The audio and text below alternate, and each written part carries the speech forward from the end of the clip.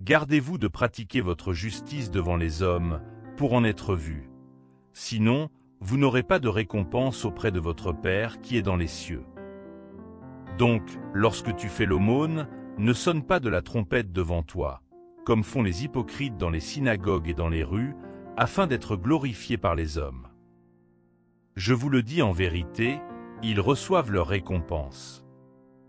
Mais quand tu fais l'aumône, que ta main gauche ne sache pas ce que fait ta droite, afin que ton aumône se fasse en secret. Et ton Père, qui voit dans le secret, te le rendra. Lorsque vous priez, ne soyez pas comme les hypocrites, qui aiment prier debout dans les synagogues et au coin des rues, pour être vus des hommes. Je vous le dis en vérité, ils reçoivent leur récompense. Mais quand tu pries, entre dans ta chambre, ferme ta porte et prie ton Père qui est là dans le lieu secret. Et ton Père, qui voit dans le secret, te le rendra. En priant, ne multipliez pas de vaines paroles, comme les païens qui s'imaginent qu'à force de paroles ils seront exaucés. Ne leur ressemblez pas, car votre Père sait de quoi vous avez besoin, avant que vous le lui demandiez. Voici donc comment vous devez prier, notre Père qui es aux cieux. Que ton nom soit sanctifié, que ton règne vienne, que ta volonté soit faite sur la terre comme au ciel. Donne-nous aujourd'hui notre pain quotidien. Pardonne-nous nos offenses, comme nous aussi nous pardonnons à ceux qui nous ont offensés. Ne nous induis pas en tentation, mais délivre-nous du malin. Car c'est à toi qu'appartiennent, dans tous les siècles, le règne, la puissance et la gloire. Amen. Si vous pardonnez aux hommes leurs offenses, votre Père céleste vous pardonnera aussi. Mais si vous ne pardonnez pas aux hommes, votre Père ne vous pardonnera pas non plus vos offenses. Lorsque vous jeûnez, ne prenez pas un air triste, comme les hypocrites, qui présentent un visage défait pour bien montrer aux hommes qu'ils jeûnent. Je vous le dis en vérité, ils reçoivent leur récompense.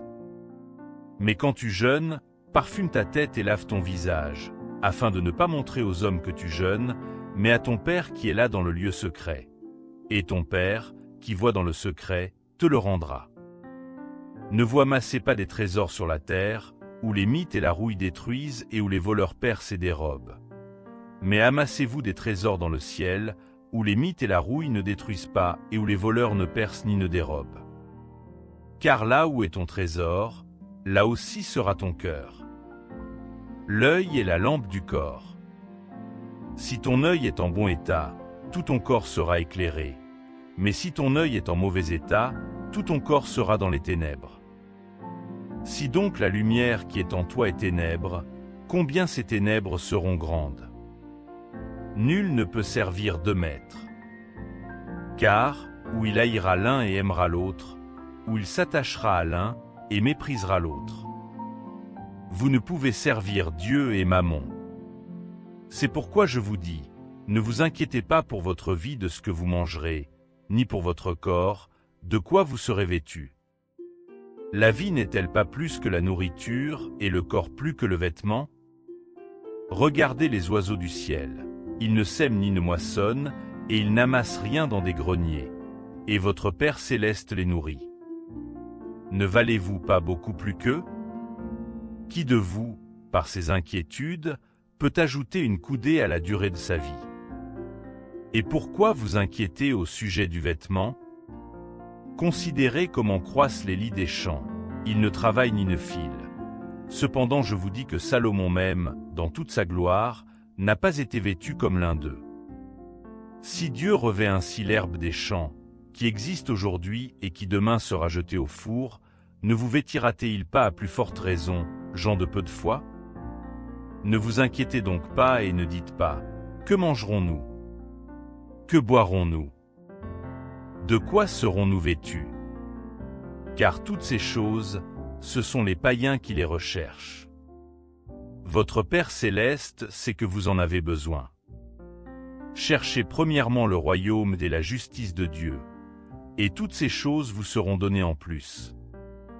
Ne vous inquiétez donc pas du lendemain, car le lendemain prendra soin de lui-même.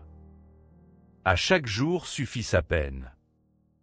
Ne jugez pas, afin que vous ne soyez pas jugés. Car on vous jugera du jugement dont vous jugez, et l'on vous mesurera avec la mesure dont vous mesurez. Pourquoi vois-tu la paille qui est dans l'œil de ton frère, et n'aperçois-tu pas la poutre qui est dans ton œil? Ou comment peux-tu dire à ton frère, « Laisse-moi enlever une paille de ton œil, toi qui as une poutre dans le tien » Hypocrite, ôte premièrement la poutre de ton œil, et alors tu verras comment ôter la paille de l'œil de ton frère. Ne donnez pas les choses saintes aux chiens, et ne jetez pas vos perles devant les cochons, de peur qu'ils ne les piétinent et qu'ils ne se retournent pour vous déchirer. Demandez et l'on vous donnera. Cherchez et vous trouverez. Frappez et l'on vous ouvrira. Car quiconque demande reçoit, celui qui cherche trouve, et l'on ouvre à celui qui frappe. Lequel de vous donnera une pierre à son fils, s'il lui demande du pain? Ou, s'il demande un poisson, lui donnera-t-il un serpent? Si donc, méchants comme vous l'êtes, vous savez donner de bonnes choses à vos enfants, votre Père qui est dans les cieux donnera à plus forte raison de bonnes choses à ceux qui les lui demandent. Tout ce que vous voulez que les hommes fassent pour vous, faites-le de même pour eux, car c'est la loi et les prophètes. Entrez par la porte étroite. Car large est la porte, spacieux est le chemin qui mène à la perdition, et il y en a beaucoup qui entrent par là. Mais étroite est la porte, resserré le chemin qui mène à la vie, et il y en a peu qui les trouvent. Prenez garde aux faux prophètes. Ils viennent à vous en vêtements de brebis, mais au-dedans ce sont des loups voraces. Vous les reconnaîtrez à leurs fruits. Cueille-t-on des raisins sur des épines, ou des figues sur des chardons? Tout bon arbre porte de bons fruits, mais le mauvais arbre porte de mauvais fruits. Un bon arbre ne peut porter de mauvais fruits, ni un mauvais arbre porter de bons fruits. Tout arbre qui ne porte pas de bons fruits est coupé et jeté au feu. C'est donc à leurs fruits que vous les reconnaîtrez. Ceux qui me disent « Seigneur, Seigneur » n'entreront pas tous dans le royaume des cieux, mais celui-là seul qui fait la volonté de mon Père qui est dans les cieux. Beaucoup me diront en ce jour-là, « Seigneur, Seigneur, n'avons-nous pas prophétisé par ton nom? N'avons-nous pas chassé des démons par ton nom? Et n'avons-nous pas fait beaucoup de miracles par ton nom? Alors je leur dirai ouvertement, « Je ne vous ai jamais connus, éloignez-vous de moi, vous qui commettez l'iniquité. » C'est pourquoi, quiconque entend ces paroles que je dis et les met en pratique, sera semblable à un homme prudent qui a bâti sa maison sur le roc. La pluie est tombée, les torrents sont venus, les vents ont soufflé et se sont jetés contre cette maison. Elle n'est pas tombée, parce qu'elle était fondée sur le roc. Mais quiconque entend ces paroles que je dis, et ne les met pas en pratique, sera semblable à un homme insensé qui a bâti sa maison sur le sable. La pluie est tombée, les torrents sont venus, les vents ont soufflé et ont battu cette maison. Elle est tombée, et sa ruine a été grande. Quand Jésus eut achevé ses discours, la foule fut frappée par son enseignement, car il enseignait comme quelqu'un ayant autorité et non pas comme leurs scribes. Lorsque Jésus fut descendu de la montagne, une grande foule le suivit. Et voici, un lépreux s'approcha, se prosterna devant lui, et dit, « Seigneur, si tu le veux, tu peux me rendre pur. » Jésus étendit la main, le toucha, et dit, « Je le veux, sois pur. » Aussitôt, il fut purifié de sa lèpre. Puis Jésus lui dit, « Garde-toi d'en parler à personne, mais va te montrer au prêtre et présente l'offrande que Moïse a prescrite, afin que cela leur serve de témoignage. » Comme Jésus entrait dans Capernaüm, un centurion l'aborda, le supplia en disant, « Seigneur, mon serviteur est couché à la maison, atteint de paralysie et souffrant beaucoup. » Jésus lui dit, « J'irai et je le guérirai. » Le centurion répondit, « Seigneur, je ne suis pas digne que tu entres sous mon toit, mais dis seulement un mot et mon serviteur sera guéri. Ainsi moi, qui suis soumis à des supérieurs, j'ai des soldats sous mes ordres, et je dis à l'un, va. Et il va, à l'autre, viens. et il vient, et à mon serviteur, fais cela. Et il le fait. Après l'avoir entendu, Jésus fut dans l'étonnement et il dit à ceux qui le suivaient, « Je vous le dis en vérité, même en Israël je n'ai pas trouvé une aussi grande foi. Or, je vous déclare que beaucoup viendront de l'Orient et de l'Occident, et seront à table avec Abraham, Isaac et Jacob dans le royaume des cieux. Mais les fils du royaume seront jetés dans les ténèbres du dehors, où il y aura des pleurs et des grincements de dents. » Puis Jésus dit au centurion, « Va, qu'il te soit fait selon ta foi. » Et aussitôt le serviteur fut guéri. Jésus se rendit ensuite à la maison de Pierre, dont il vit la belle-mère couchée, avec de la fièvre. Il toucha sa main et la fièvre la quitta, puis elle se leva et le servit. Le soir, on amena auprès de Jésus plusieurs démoniaques.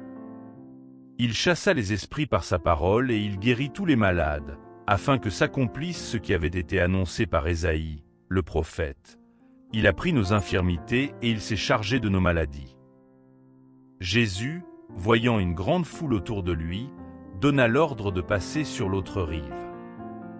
Un scribe s'approcha et lui dit, « Maître, je te suivrai partout où tu iras. » Jésus lui répondit, « Les renards ont des tanières et les oiseaux du ciel ont des nids, mais le Fils de l'homme n'a pas où reposer sa tête. » Un autre, d'entre les disciples, lui dit, « Seigneur, permets-moi d'aller d'abord enterrer mon Père. » Mais Jésus lui répondit, « Suis-moi et laisse les morts enterrer leurs morts. » Il monta dans la barque et ses disciples le suivirent.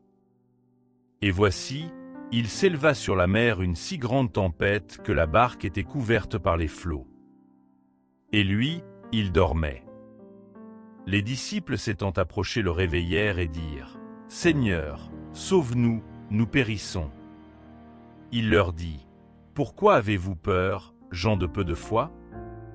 Alors il se leva, menaça les vents et la mer, et il y eut un grand calme. Ces hommes furent saisis d'étonnement. « Quel est celui-ci, disaient-ils, à qui obéissent même les vents et la mer ?» Lorsqu'il fut sur l'autre rive, dans le pays des Gadaréniens, 2 démoniaques sortant des tombeaux vinrent au-devant de lui. Ils étaient si furieux que personne n'osait passer par là. Et voici, ils s'écrièrent, « Qu'y a-t-il entre nous et toi, Fils de Dieu? Es-tu venu ici pour nous tourmenter avant le temps ?» Il y avait loin d'eux un grand troupeau de cochons qui était en train de paître. Les démons priaient Jésus, disant, « Si tu nous chasses, envoie-nous dans ce troupeau de cochons. » Il leur dit, « Allez. » Ils sortirent et entrèrent dans les cochons. Et voici, tout le troupeau se précipita des pentes escarpées dans la mer, et ils périrent dans les eaux. Ceux qui les faisaient paître s'enfuirent, et allèrent dans la ville raconter tout ce qui s'était passé et ce qui était arrivé aux démoniaques. Alors toute la ville sortit à la rencontre de Jésus, et, dès qu'ils le virent, ils le supplièrent de quitter leur territoire.